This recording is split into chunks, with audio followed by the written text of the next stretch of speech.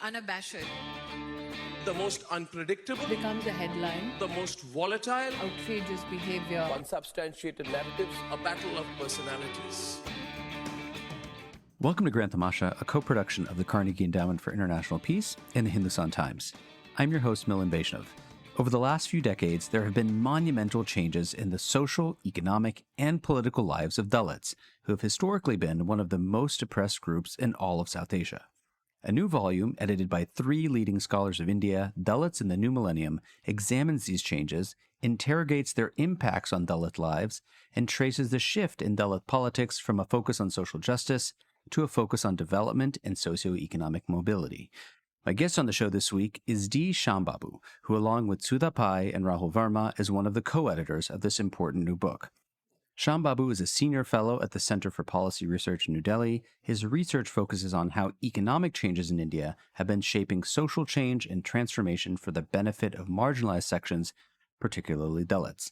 I'm pleased to welcome him to the show for the very first time. Shyambabu, thanks for coming on and congratulations on the book. Thank you, Milan. In the introductory chapter, you and your co-editors note that one of the main arguments that really brings your book together is that in the backdrop of the BJP's remarkable ascendance to power, Dalit politics, low-caste politics, has acquired a much more complex character, which necessitates, revisiting many of our earlier kind of scholarly formulations. And I think maybe this is a good place to kind of start our conversation. Tell us a little bit more about why you felt now was the time to re-examine the status of Dalits and Dalit lives in India, at this particular juncture. Milan, during the past few decades, especially since late 1980s, we have witnessed the rise of lower caste political parties, including Bahujan Samaj Party primarily of Dalits. Many of them came to power in several states in North India, and their impact has been quite remarkable for whatever it is. But by the time BJP came to power in 2014, in a way, most of these lower caste parties, in a way, lost steam. They were in power here and there. They were coming together in coalitions. Those coalitions were breaking down. Many of them even joined hands with BJP. So, in a way, their own politics was in a flux by the time BJP came. Actually, that also explains partly the rise of BJP, the disenchantment with lower caste parties. They could not accomplish much in addition to mobilizing a lower caste electorate. You can't really show much track record in their governance, coming up with new policies or providing good governance in whichever way you define it. So representation is the first step.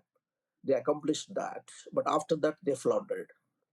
So that was the context we thought now more or less, as you indicated, probably BSP is in terminal decline, and there are not many political formations among Dalits or political leaders outside the two major parties. So we wanted to see what are these changes entitled to.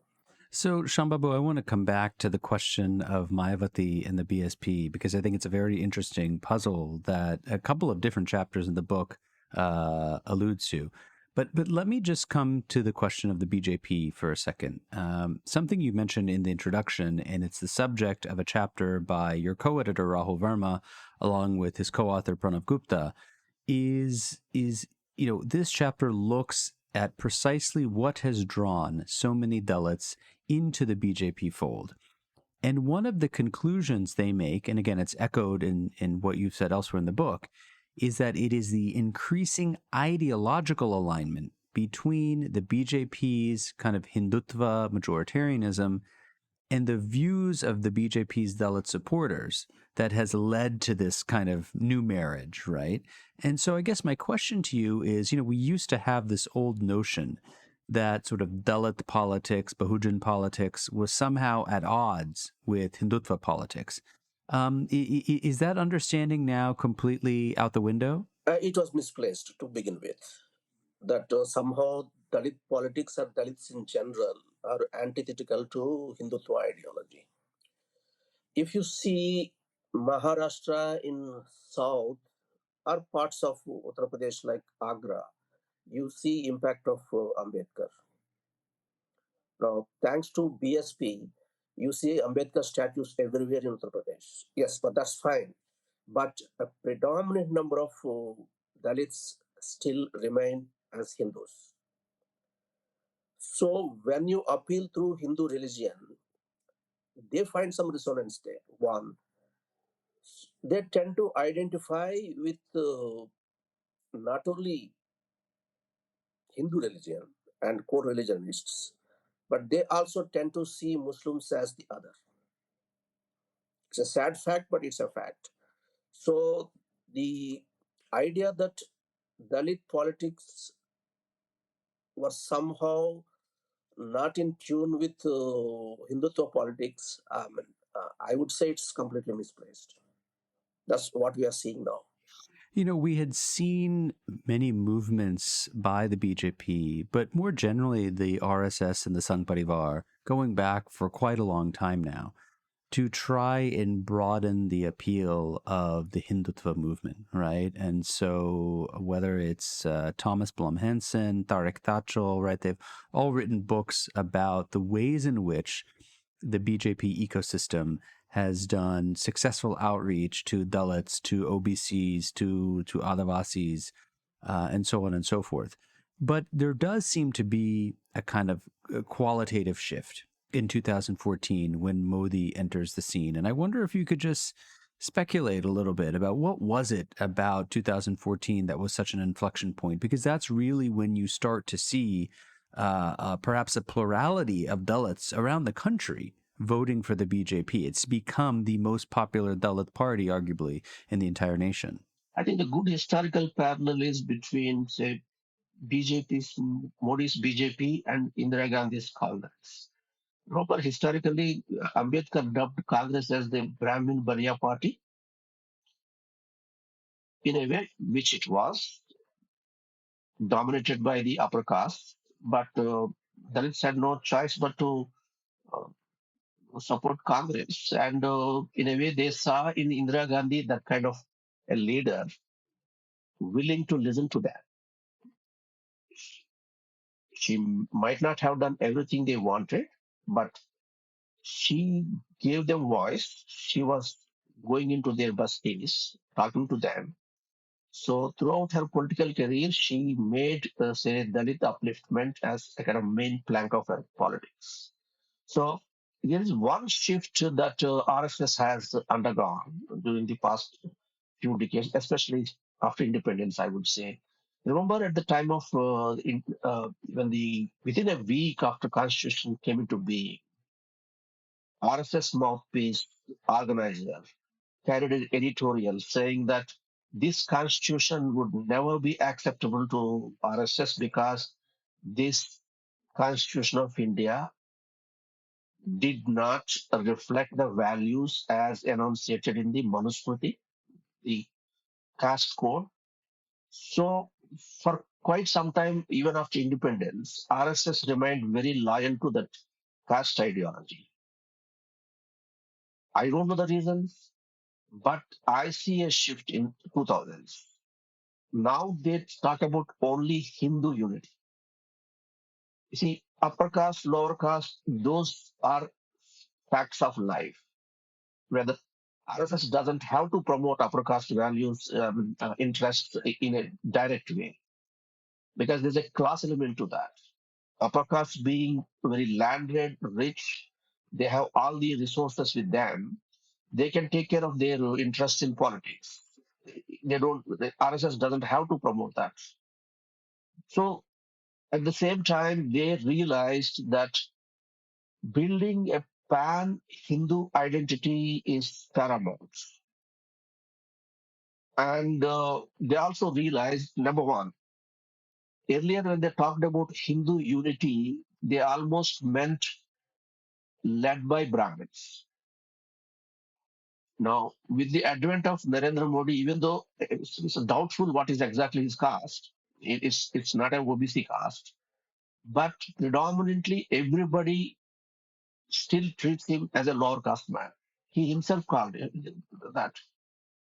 So people now identify with Modi. I mean, Dalits and lower caste people identify with him as if he belongs to them. So that is the shift RSS has undergone. So they worked decades to affect that shift. In tribal areas, again, even though many tribals, especially in central India, happen to be animists and they have their own village gods and goddesses, not the regular, it's a kind of little tradition you can call, not the great tradition of Hinduism. But for RSS and BJP, they're all Hindus. So broad Hindu unity has become the hallmark of RSS politics, and it paid very rich dividends to BJP. So, in the book, Abhinav Prakash has a very interesting chapter in which he goes into some explanations of why Dalits are increasingly attracted to the BJP. But one of the things that he points out towards the end of the chapter is that the relationship between Dalits and the BJP remains tenuous for at least two reasons. The first is that many influential and assertive Dalit subcastes have not necessarily gravitated towards the BJP. That's the first.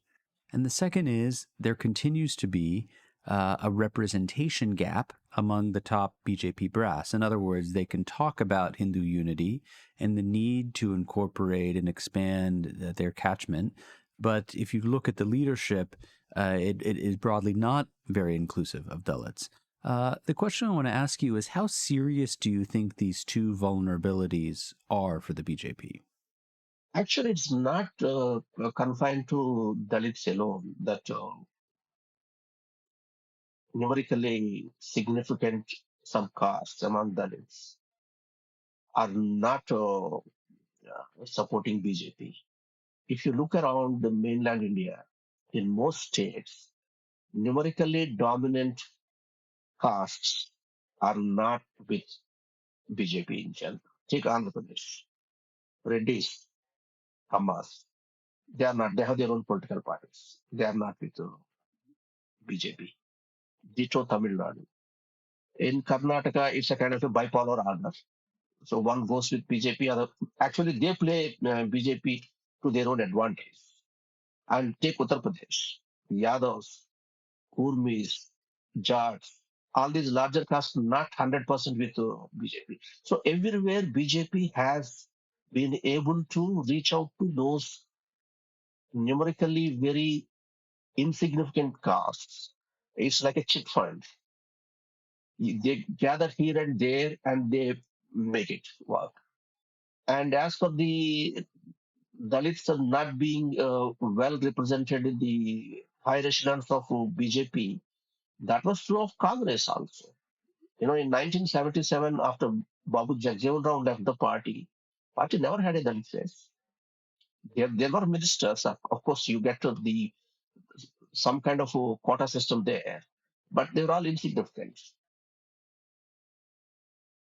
Again, Dalits vote according to the local compulsions, not about national, all these grand questions. UP 2019, we were all surprised how come Dalits voted for BJP. The reason was either the either it is BJP or SP. So they didn't want a Yadav party coming to power in any way. So it's not about supporting BJP. It's more about stopping SP. So those are the conditions we have to take into account. It's not so much about national matters. So, I guess the other side of this coin is the one that you talked about earlier, which is, if you read this book from start to finish, one of the themes that comes up in many chapters is the decline of the Bahujan Samaj Party of Mayawati. One of the authors says the following, and I just want to quote: Mayawati's earlier style of political campaigning, which solely focused on building an assertive narrative around caste identity, has lost its resonance among the Dalit electorate, end quote. I guess I want to ask you, Shambabu, why do you think it is that the BSP has fallen on such hard times, and why they've not been able to adjust, to pivot? You know, Mayawati was always seen as a very skilled kind of tactician, right? Who understood how to build a coalition. But if you look at the last several election cycles, the BSP has really suffered. Do you have an explanation for why that is? For me, it is quite simple because BSP failed to deliver as a ruling party. Every time it came to power, and again, the methods party used, especially Ms. Mayawati, to in a way reach out to Dalits by driving a wedge between Dalits and others. So in that kind of scenario, what happens? BSP would get only Dalit votes, and plus, suppose if an MLA candidate happens to be a non-Dalit, so people belong to that caste would vote him plus Dalits. So with these kind of methods, it managed. But every time when it came to power, its style of functioning was, I would say, quite regrettable. And there's nothing much to show. You can't go, for example, you see in this season, BJP is going everywhere asking a third term for Modi because he has done these 5, 6, or 20 things. So we are going to continue them. So it's impossible for BSP to give that kind of narrative saying that, get me back to power. I'm going to do the same thing again. So a successful opposition party must reinvent itself as a successful ruling party. That's where not just BSP, most lower caste parties fail, especially in the North India. I would say the Dravidian parties are an exception. You know, just sticking with North India for a second, there's some very interesting discussions in the book about Dalit popular culture. And one of the arguments that's made is, look, Dalit popular culture has spread through a process of Ambedkarization. And it would be interesting to note, I think, for our listeners, in your words, what does this process of Ambedkarization entail? And is it visible outside of North India if you were to step, say, in the South or in the East? Oh, yes, everywhere. Everywhere it is visible because I would say the credit must go to Mr. Sharad Pawar. In 70s, when he was the Chief Minister of Maharashtra, the singular contribution he made for this Ambedkarization process was making the state government publish Ambedkar's works. So even today, they are the most popular. I think state government makes a lot of money. With these kinds of projects, with public money, you print so many books and nobody buys. But Ambedkar books go on into reprints. So that enabled literate people everywhere to read him. I mean, I belong to that generation. In 80s and 90s, I was a student. I would see people reading him and buying the books. And credit also must be given to constitutional lawyers like say Nani Palkiwala, who actually, in a way, rehabilitated him as a scholar of the Constitution. Every time you see any discussion about any constitutional provisions, they invariably cite Ambedkar. So these are the kind of factors made him an icon for the community. That's an all-India process, not just confined to one particular state. Let me ask you about your own chapter. Just one small point. Please. Sorry to interrupt you. No, please. Last year, I was talking to Akash Rathod. He wrote a very nice book on Ambedkar's preamble, how the preamble to the Constitution of India was drafted by him alone. And he gave an excellent reasoning for that. He said in 2023, first 3 months, 3 books came out on Ambedkar. All 3 books were written by non-Dalits. So the process of Ambedkar, I wouldn't say Ambedkarization reached non-Dalits, but there is a certain acceptance, appreciation, and reverence for Ambedkar among the scholarly circles.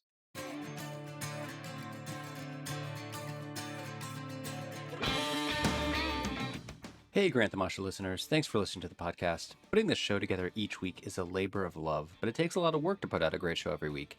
If you'd like to support the work we do at Grant Tamasha, please visit ceip.org/donate. Don't forget to subscribe to us on Apple Podcasts, Google Podcasts, Spotify, or on your favorite podcasting platform, so you'll be the first to know when a new episode rolls out. Shambhabu, I want to ask you about your own chapter, which is about upward mobility. And you have this very nice framework that you use to assess the degree to which they've been able to move upward in society. It's Thomas Marshall's kind of three-dimensional concept of citizenship. And Marshall's concept has three components of citizenship. There's the civil form of citizenship, there's the political form, and there's the social form. And you argue that of the three, civil, political, and social, Dalit social citizenship remains the weakest. And I'm wondering if you could unpack that assessment for us. Why is it that this particular aspect really sticks out in your mind? In most countries, Milan, if you look around, be it Canada or Denmark or United Kingdom, Thomas Marshall wrote about Britain.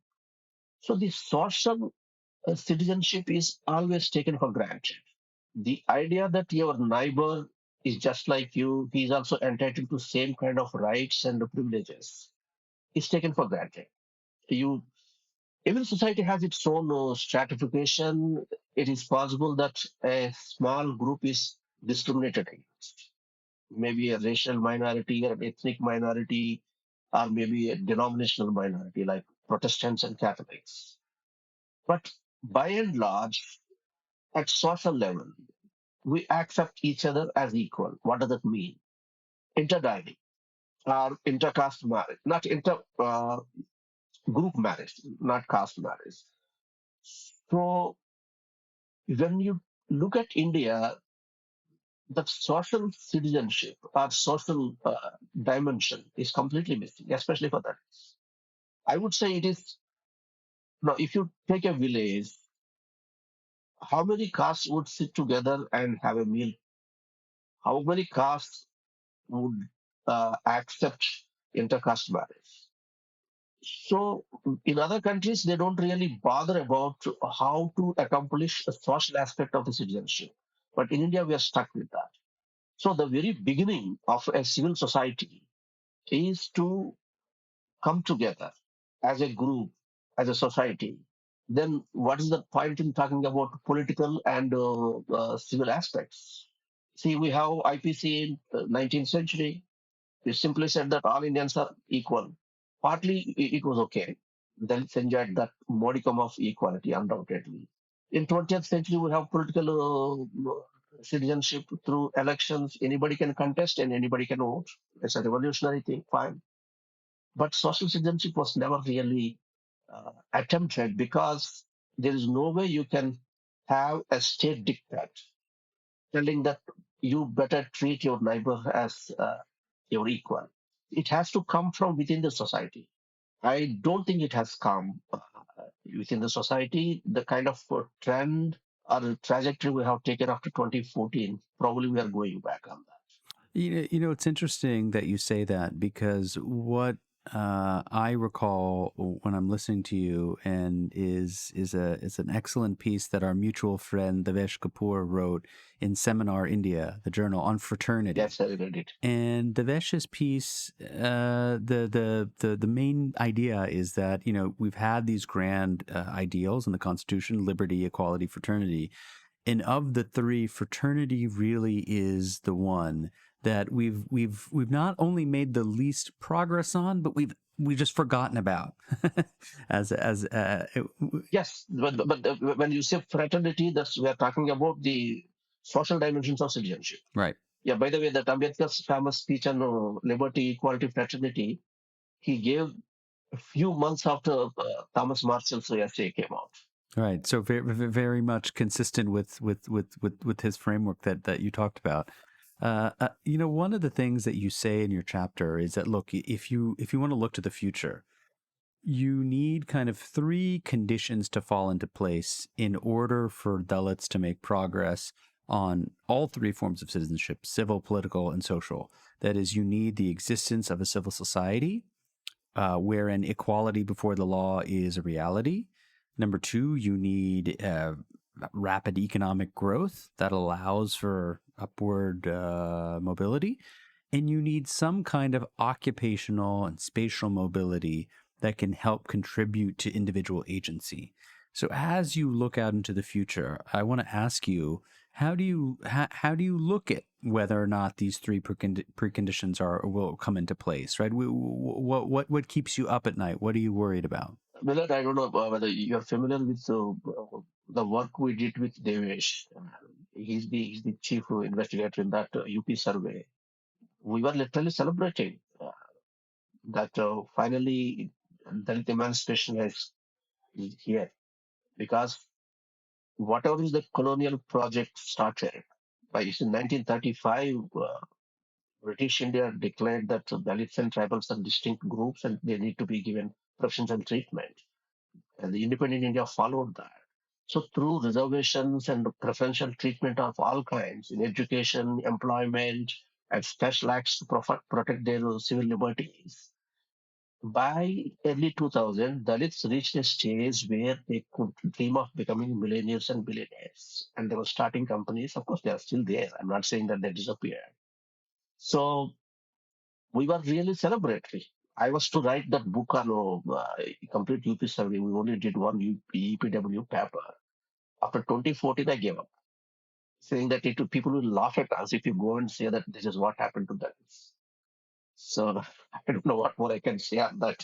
This was just for people who aren't aware of this. This was a study that Shambhavu, Chandraban Prasad, and Devesh Kapoor published in EPW, which looked at selected blocks, I believe it was, in Two blocks, one block from eastern Uttar Pradesh, the other from the western Uttar Pradesh. We have taken this survey kind of recall model. We asked almost 20,000 Dalit households what were their condition in 2009 and 10, and what were their condition in 1991, 92. That was the time we initiated economic reforms. Almost 90% of the people, 99% of the people said that it is much better or better. Far worse are about 1%. And most places they use the Hindi expression basically saying that the world turned upside down in their favor. So that was the kind of potential we saw in India at the time. So let me just push you a little bit, because you said you did this. You were virtually celebrating because you could see the positive impacts that economic growth had on the lives of Dalits. And what's so interesting about the survey, and we'll link to it in the show notes, is it was surveys capturing not only kind of basic household amenities, but also social forms of citizenship. Would you sit next to somebody of a lower caste at a wedding? Would you share food? Read all of these very interesting social measures. But you said that you felt you had to stop working on this because you would have been laughed at. What was the reason for that? It is 2014. We can have different interpretations about why or how BJP won and what would be its implications. But still, my view is by default or by design, this is Ambedkar's view, not my view. A Hindu state, Hindu Rashtra, will not be beneficial to Dalits. Not because at the prime minister level or a union cabinet or RSS would give a statement saying that we have to discriminate them. But the system works in that way. So if you see in the past 10 years, there is never any focus on Dalits, on tribals. No. Earlier, government was giving Padma Shri awards to first generation Dalit entrepreneurs.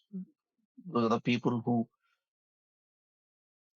They were on the streets as rickshaw pullers, somehow made it big. That's again thanks to Devesh. We published that book, Defying the Odds. We we profiled about, I think, 21 Dalit entrepreneurs. If you see each story, it's like a fiction, but they are real people. They have done it. We met them. We studied everything.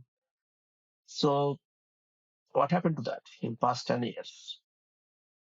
And I don't know exact figures, but economic growth is not where it should be. So up to 14, whatever economic growth was there, it was enough to draw thousands and thousands of Dalits out of villages. That created a whole new dynamic of social change. Nobody designed it. Just they found good opportunities in cities. Maybe as rickshaw pullers, as construction workers, that is far better than their condition back home. So when they came into these cities, it created labor shortage back home. I'll tell you such a ridiculous thing happened. The landlords started working for the same Dalits. I'm putting it in a very funny way, but since Dalit labor was no longer available, many landlords took bank loans. They thought technology would fix it, bought tractors. And the amount of money they make on their land was not good enough to pay your EMI. And either they had to leave the land fallow or give it to somebody as sharecropping. Who are the people willing to do sharecropping? Dalits. So the Dalits would take this land for sharecropping, and the landlord would come on his tractor and till the land because he has to make money to repay the tractor loan. So these are the kind of dynamics happen when you have economic growth above, say, 7-8%. That is still possible. Shambabu, let me just kind of stick with you on this for a second, because you've written a lot about Dalit capitalism and entrepreneurship. And one of the things that you say in your chapter in this book is that the interesting thing about Dalit capitalism is that it rankles both the revolutionaries on the left as well as the reactionaries on the right. And I'm wondering if you could just, say a little bit more about that. Actually, this slogan, I must credit Chandrabal Prasad, who coined this Dalit capitalism slogan. So it's such a wonderful thing. So we used it. We were not talking about capitalism the way you see it in the, say, the textbook. We are not talking about that. For me and Chandraban, it is more like a Schumpeterian view of capitalism. The creative destruction, what capitalism does. So we saw that potential say, in a way, breaking the chains of caste system. And we wanted to show a new direction to Dalits, that it's not just government jobs. There are not very few government jobs. No point in fighting for this. Be an entrepreneur at your own level. That means probably a villager would start a grocery store for the community. It may be a educated unemployed youth in a city who can just muster some capital, some collateral, and take a bank loan and start something. Because of our caste mentality, we tend to say that, oh, are you a baniya? Why do you want to go into entrepreneurship? It's only for baniyas. So we wanted to break that. So we gave that slogan, but actually not one. Scores of liberal left revolutionaries laughed at us. They wrote articles making fun of us because for them, any capitalism, even if it is doing some good, it is not for them. They can't accept it at all. And right reactionaries, they can't see celebratory Dalits coming into the entrepreneurship, and even token of them running companies and building bridges in Bombay, one of the entrepreneurs we profiled in the book, and driving foreign cars. So that is unacceptable to the reactionary. And we accomplished that. Yeah, but they are having the last laugh. But they are having the last laugh. They're having the last laugh because the quality of economic growth has not been sufficient to continue this trend. That would be your argument. Yes. Well, so let me just ask you then to step back on this question, because one of the intriguing questions you raise in your chapter is, Dalit capitalism receives some degree of inspiration from this idea of black capitalism, right? Which is this concept in the United States. And, it's that this concept that Chandraban may have come up with has now been playing out for 2 decades or so. Do we have enough data to make a definitive assessment about how far it's gone? What, there is capitalism? Yeah. Yeah, it's going on quite. Even if there is economic slowdown, now entrepreneurship is accepted as one of the options for that. It's no longer just government jobs and nothing else. There are people coming into entrepreneurship, but anywhere if the new entrants can come as some kind of auxiliary suppliers, parts, they can supply parts to an auto company. A first generation entrepreneur won't start a automobile company. He will be just making some nuts and bolts and selling it to the companies. But if your automobile industry itself is no longer there, what would small men do? It's not just for Dalits, it's for all entrepreneurs. That's a big problem that manufacturing has not taken off in India. So, I see this in my own colony here, not Dalits, everybody else. Educated youth have no jobs. What they do, they start, I have umpteen grocery shops coming up, umpteen medical stores coming up. People can do that much. They are doing, just like everybody else, Dalits are also coming into entrepreneurship. But what we hoped about 10, 15 years ago was that we can become catalysts by connecting the dots, going to government and saying that why don't you have some kind of system for them, or trying some kind of incubation or some venture capital. So we were throwing up all these ideas. So that part didn't really work. But on their own, see, nobody told these people to go into entrepreneurship. They did themselves. Much before we started Dalit capitalism campaign, they started once the economic reforms took off. Most of them we study started much before we used Dalit capitalism as a slogan. So that's a normal, general economic trajectory any country would take. Sean, but let me just kind of maybe end by asking you just a variation on this theme, which has to do with the media. One of the interesting bits I found in this book was the creation of new forms of Dalit media, right? And as a result of the limited coverage by the quote unquote traditional or establishment media, Dalits have tried to create their own kind of counter public sphere. Tell us a little bit about that evolution and how consolidated or how entrenched are these new forms of Dalit media? Uh, they have a similar dynamic compared to, say, on par with non-Dalit groups. They are echo chambers. You become part of some Facebook group or some other medium.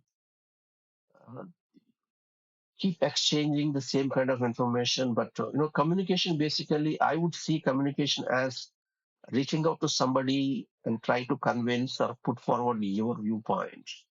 That is not happening with this new media. But your larger point, how effectively Dalits use these media, yes. Remember in the 90s when there were no smartphones, there were just cell phones were just coming. PSP used the SMS feature to reach out to its cadre everywhere because newspapers were not giving coverage. So that process is happening, but its impact I'm not really sure. Still, you can't. I would say mainstream media is indispensable. My guest on the show this week is the scholar D. Shambabu, along with Sudha Pai and Rahul Verma. He is one of the co-editors of an important new book called Dalits in the New Millennium. Shambabu, this was a terrific book, from capitalism to media to politics to society to reservations, which is a subject we'd even get to talk about. It really opened my eyes, a lot of very interesting and in some cases counterintuitive findings. Thank you so much for the book, and thanks for taking the time to come on the show. Thank you, Milan. It's such a great honor and privilege to be on your show. Grant Tamasha is a co-production of the Carnegie Endowment for International Peace and the Hindustan Times. This podcast is an HT Smartcast original and is available on htsmartcast.com. You can also find us on Apple Podcasts, Google, Spotify, or wherever you get your podcasts. Don't forget to rate and review. It helps others find the show more easily. For more information about the show and to find the writing we mentioned on this week's episode, visit our website, granttamasha.com. Tim Martin is our audio engineer, and Mira Verghese is our executive producer. Thanks for listening, and see you next week.